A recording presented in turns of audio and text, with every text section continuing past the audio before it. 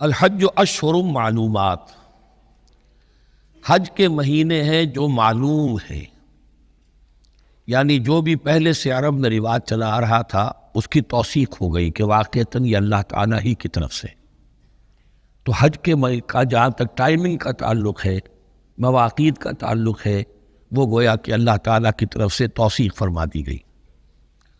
فمن فرض فیہن الحج، تو جو کوئی بھی اپنے اوپر لازم کر لے ان مہینوں میں حج کو، لازم کر لے سے مراد نیت پختہ کر لے، اور نیت پختہ کرنے کی علامت احرام باندھ لے۔ فمن فرض فیہن الحج، تو حج کے لیے جو اپنے اوپر لازم کر لے، فلا رفث ولا فسوق ولا جدال فی الحج، تو احرام کی حالت میں یہاں لفظ حج آیا ہے، ان میں سے پہلی قید جو ہے فلا رفث، تو کوئی شہوت کی بات نہیں ہونی چاہیے۔ میاں بیوی بھی ساتھ حج کر رہے ہیں تو احرام کی حالت میں وہی قید ہے کہ جو اعتکاف کی حالت میں ہے۔ باقی یہ کہ فسوق اور جدال، اللہ کی نافرمانی یا باہم جھگڑنا، اس لیے کہ بہت بڑی تعداد میں لوگوں کا اجتماع ہوتا ہے، سفر میں بھی لوگ ساتھ ہوتے ہیں، تو لوگوں کے غصوں کے پارے جلدی چڑھ جاتے ہیں، اس میں خاص طور پر روکا گیا کہ یہ ہے کہ اس میں امن ہو اور سکون ہو۔ اور آج بھی واقعہ یہ ہے کہ دنیا میں معجزات میں سے ہے یہ، اتنی بڑی تعداد میں لوگوں کا جمع ہونا، اور وہاں امن رہتا ہے، وہاں وہ جنگ و جدال اور جھگڑا اور فساد وغیرہ قطع نظر نہیں آتا۔ یا تو یہ کہ پچھلے دنوں میں کچھ سیاسی اعتبار سے کوئی مہمیں اٹھائی گئی ہیں، یا یہ کہ کچھ چور اچکوں نے بھی جانا شروع کر دیا ہے وہاں پر، لیکن جھگڑا اور جو گالم گلوچ کی نوبت ہم نے اپنے آنکھوں سے نہیں دیکھی، پچھلے 5-6 مرتبہ حج کی سعادت حاصل ہوئی ہے۔ فلا رفث ولا فسوق ولا جدال فی الحج وما تفعلوا من خیر یعلمہ اللہ، اور جو خیر بھی تم اس کے دوران کرو گے اللہ کے وہ علم میں ہوگا۔ نوافل پڑھ رہے ہو، اضافی طواف کر رہے ہو، کوئی اور بھی جو کام کر رہے ہو، تو اس میں کسی اور کو دکھانے کی ضرورت نہیں ہے، اپنے خاموشی کے ساتھ انسان وہ اپنی جو بھی نیکی مزید کما سکے کمائے، جو بھی مناسک حج ہیں ان پر مستضاد۔ وَتَزَوَّدُوا فَإِنَّ خَيْرَ الزَّادِ التَّقْوَىٰ، اور سفر کے لیے زاد راہ ساتھ لے لیا کرو، اور بہترین زاد راہ تقویٰ ہے۔ اب اس آیت کے دو معنی لیے گئے ہیں، ایک تو یہ کہ بہترین زاد راہ تقویٰ ہے، یعنی سفر میں آپ نے زاد راہ خرچ کی شکل میں تو لے لیا، تقویٰ ہے نہیں، پھر کیا ہوگا؟ وہ تو صرف پیسہ خرچ کرنے کے لیے اچھا احرام لے لیں گے، اچھی جگہ لے لیں گے قیام کی، تو تقویٰ اگر نہیں ہے تو حج تو حج ہی نہیں ہوگا۔ لیکن اس کا ایک دوسرا مفہوم جو ہے وہ بھی بہت اہم ہے کہ اگر انسان خود اپنا زاد راہ ساتھ نہ لے تو پھر وہاں مانگنا پڑتا ہے، تو تقویٰ سے مراد یہاں ہے سوال سے بچنا۔ بہتر یہ ہے کہ زاد راہ لے کر چلو، اور یہ کہ اس کے لیے تمہیں کسی کے سامنے سائل نہ بننا پڑے۔ اگر تم صاحب استطاعت نہیں ہو تو حج تم پر فرض ہی نہیں، خام خواہ کو ایک شے جو تم پر فرض نہیں ہے اس کے لیے وہاں جا کر بھیک مانگنا، یا یہاں سے بھیک مانگ کر یا چندہ لے کر جانا، یہ تو قطعاً غلط حرکت ہے۔ وَتَزَوَّدُوا فَإِنَّ خَيْرَ الزَّادِ التَّقْوَىٰ وَاتَّقُونِ يَا أُولِي الْأَلْبَابِ، اور یقیناً میرا ہی تقویٰ کرو، مجھی سے ڈرو اے ہوش مندو۔ لَيْسَ عَلَيْكُمْ جُنَاحٌ أَن تَبْتَغُوا فَضْلًا مِّن رَبِّكُمْ، اس میں تم پر کوئی حرج نہیں ہے، کوئی گناہ نہیں ہے کہ تم حج کے سفر کے دوران اپنے رب کا فضل بھی تلاش کرو۔ آدمی ہندوستان سے پاکستان سے جا رہا ہے، اسے ایسی اجناس لے جائے تجارت کے لیے، جو وہاں پر بیچ کر کچھ نفع حاصل کر لے، تو یہ تقویٰ کے منافی نہیں ہے۔ اگر وہاں پر کوئی کاروبار کر سکو کرو۔ فَإِذَا أَفَضْتُم مِّنْ عَرَفَاتٍ، تو پھر جب تم عرفات سے واپس لوٹو، اس لیے کہ اصل حج جو ہے وہ عرفہ ہے، الحج العرفہ۔ حج کے بقیہ تمام مناسک رہ جائیں، صرف عرفہ میں شمولیت ہو جائے، قیام عرفہ میں، تو حج ہو گیا۔ باقی جو چیزیں رہ گئی ہیں اس کا جو بھی اس کا کفارہ ہے، اس کا جو دم دینا ہے وہ دے دیا جائے۔ لیکن عرفہ سے اگر آدمی رہ گیا عرفات کے قیام سے تو پھر حج نہیں ہوا۔ اب یہاں سے جب لوٹتے ہو تو فاذکروا اللہ عند المشعر الحرام، یہ ٹائم ٹیبل نوٹ کر لیجئے کہ اصل میں 8 کی شام کو مکے سے نکلتے ہیں، 8 ذی الحج کو، اور رات منی میں گزارتے ہیں۔ پھر 9 کا دن ہے اصل یوم عرفہ، 9 ذی الحج، صبح کو نکلتے ہیں، قافلے چلتے ہیں، اور کہیں دوپہر تک، اور دوپہر سے بھی ہو سکتا ہے تاخیر ہو جائے، لیکن کوشش ہوتی ہے کہ ظہر سے پہلے پہنچ جایا جائے، لیکن ظہر اور عصر دونوں ملا کر پڑھ لی جائیں عرفات میں داخل ہونے سے پہلے۔ اسی لیے جو مسجد ہے عرفات کے میدان سے ملحق، وہ عرفے کے اندر شامل نہیں ہے، وہ اس کی حدود سے باہر ہے۔ تو اصلی اس کا افضل یہی ہے کہ ظہر اور عصر ملا کر وہاں پڑھی جائیں، اور اس کے بعد سے غروب آفتاب تک قیام ہے، وہ عرفات کا قیام ہے، اس میں کوئی نماز نہیں، یعنی جو روایتی جو عبادت ہے اس کے سب دروازے بند۔ اب تو اگر دعا کی آپ کے اندر ایک روح پیدا ہو چکی ہے، اپنے رب سے ہم کلام ہو سکتے ہیں، اور آپ کو حلاوت مناجات حاصل ہو گئی ہے، تو دعا مانگتے رہیے، بس یہی ہے دعا۔ قیام عرفہ جو ہے کھڑے ہو کر بیٹھے ہوئے جس طرح بھی ہو اللہ سے مناجات کرو، یا پھر یہ کہ اگر اس میں کبھی ہو جائے کسی وجہ سے آدمی تلاوت کرے، لیکن یہ کہ عام نماز نہیں۔ فَإِذَا أَفَضْتُم مِّنْ عَرَفَاتٍ فَاذْكُرُوا اللَّهَ عِندَ الْمَشْعَرِ الْحَرَامِ، یہ مزدلفہ کا قیام ہے، 9 کی شام کو مغرب کی نماز کا وقت ہو چکنے کے بعد وہاں سے روانگی ہے، لیکن وہاں مغرب کی نماز پڑھنے کی اجازت نہیں ہے۔ اب جاؤ اور مغرب اور عشاء دونوں جمع کرو اس میں مشعر حرام یعنی مزدلفہ میں۔ وَاذْكُرُوهُ كَمَا هَدَاكُمْ، اور یاد کرو اسے، ذکر کرو جیسے کہ تمہیں اس نے ہدایت دی۔ اس سے مراد ہے کہ جو کچھ اللہ کے رسول نے تمہیں سکھایا ہے، ذکر کی جو طور طریقے ہیں،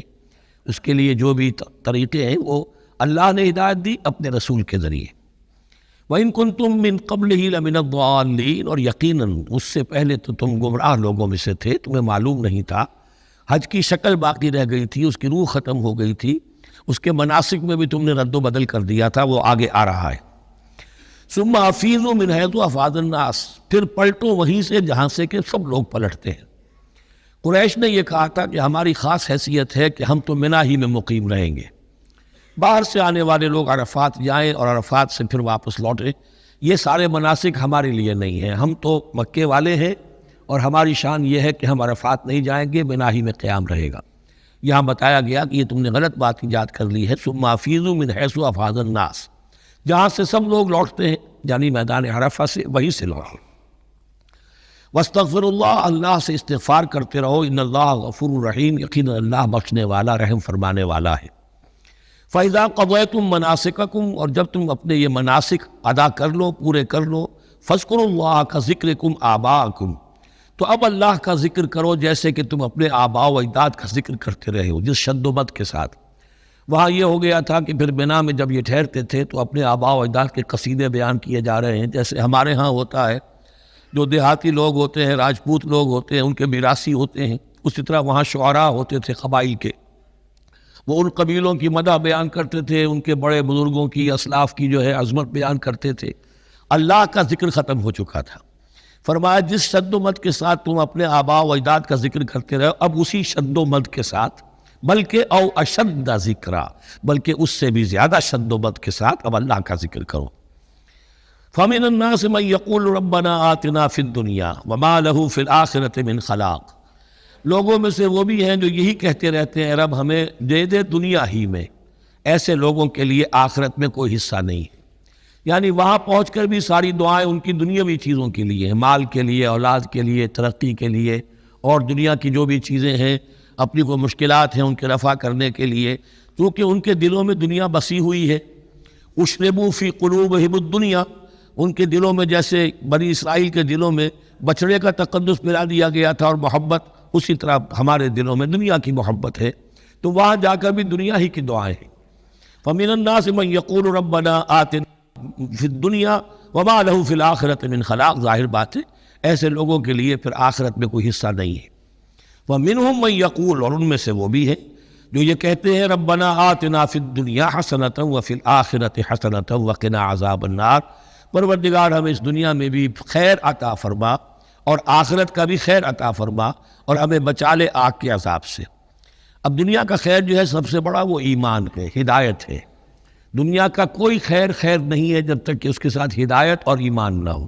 تو سب سے پہلے انسان ایمان طلب کرے، پھر اس کے ساتھ اللہ تعالیٰ دنیا میں کشادگی دے دے، رزق میں بھی کشائش دے دے تو ٹھیک ہے، کوئی بری بات نہیں، اچھی بات ہے، لیکن یہ کہ اصل شے کیا ہے؟ ایمان اور استقامت۔ اولئک لہم نصیب مما کسبوا، یہاں یہ لفظ بہت اہم ہے، ان کے لیے حصہ ہوگا اس میں سے جو انہوں نے کمایا۔ محض یہ دعا کرنے سے، یہ دعا جو ہے یہ کافی نہیں ہو جائے گی۔ اول تو یہ نوٹ کر لیجئے، یہی وہ دعا ہے جو یعنی رکن یمانی سے لے کر جو بھی ہر چکر ہوتا ہے اس کا طواف کا، جو رکن یمانی سے لے کر حجر اسود تک کا جو دورہ ہے، اس میں یہ دعا مانگی جاتی ہے، ربنا آتنا فی الدنیا حسنۃ وفی الآخرۃ حسنۃ وقنا عذاب النار اولئک لہم نصیب مما کسبوا، ان کے لیے حصہ ہے اس میں سے جو انہوں نے کمایا۔ اچھا، اس میں سے جو انہوں نے کمایا، اس میں سے کیوں؟ وہ تو سارا ملنا چاہیے، لیکن بندے کو ڈرتا رہنا چاہیے کہ ممکن ہے اس میں سے کسی مسئلے میں میری نیت میں کوئی فساد آ گیا ہو، ممکن ہے اس میں سے میرے کسی عمل کے اندر کوئی کمی رہ گئی ہو، کوئی کوتاہی رہ گئی ہو۔ اس لیے یہ نہ سمجھ لے کہ جو بھی کچھ کیا ہے اس کا اجر لازماً ملے گا، مما کسبوا، جو انہوں نے کمایا ہے اس میں خلوص ہے، اس میں بے رعائی ہے، اس میں تمام جو بھی اس کے آداب اور شرائط ہیں ملحوظ رکھے گئے ہیں، تو ان کو اس کا حصہ ملے گا۔ واللہ سریع الحساب، اور اللہ تعالیٰ کو حساب چکانے میں دیر نہیں لگتی، بہت جلدی حساب کر لے گا۔ اب تو ہمارے سامنے نقشے موجود ہیں، کمپیوٹرز ہیں، کتنی جلدی حساب ہو جاتا ہے، تو اللہ کے ہاں تو پتہ نہیں کیسا سپر کمپیوٹر ہوگا کہ اسے حساب نکالنے میں دیر نہیں لگے گی۔ وَاذْكُرُوا اللَّهَ فِي أَيَّامٍ مَّعْدُودَاتٍ، اور ذکر کرو اللہ کا گنتی کے چند دنوں میں۔ یہ لفظ یہاں پر پھر آ گیا ہے اس بات کی وضاحت کے لیے جو میں نے عرض کیا تھا کہ ابتدائی جو حکم تھا روزے کا، ایام معدودات، وہ 3 دن کے روزے تھے، اس لیے کہ یہاں بھی معدودات کا لفظ آیا ہے، فی ایام معدودات، اور سب کو معلوم ہے یہ 3 دن ہیں، 11ویں 12ویں 13ویں تاریخ جو ہے ذی الحج کی، کہ پھر یوم نحر کے بعد 3 دن یہاں پر قیام ہے، مبیت ہے، تو وہ 3 دن ہے ایام معدودات۔ فمن تعجل فی یومین، تو جو کوئی 2 دن ہی میں جلدی سے واپس آ جائے، فلا اثم علیہ، یعنی 3 دن پورے نہیں کرتا،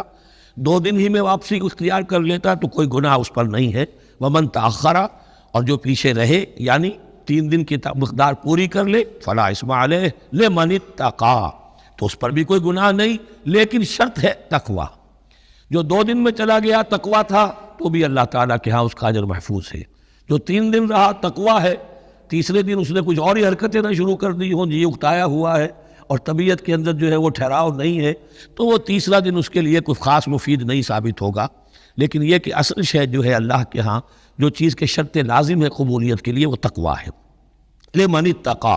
واتقوا اللہ واعلموا انکم الیہ تحشرون، اور اللہ کا تقوی اختیار کرو اور یہ مستحضر رکھو اپنے ذہن میں کہ تمہیں اسی کی جانب جمع کر دیا جائے گا، تم سب کے سب ہانک کر لے جاؤ گے اسی کی جناب۔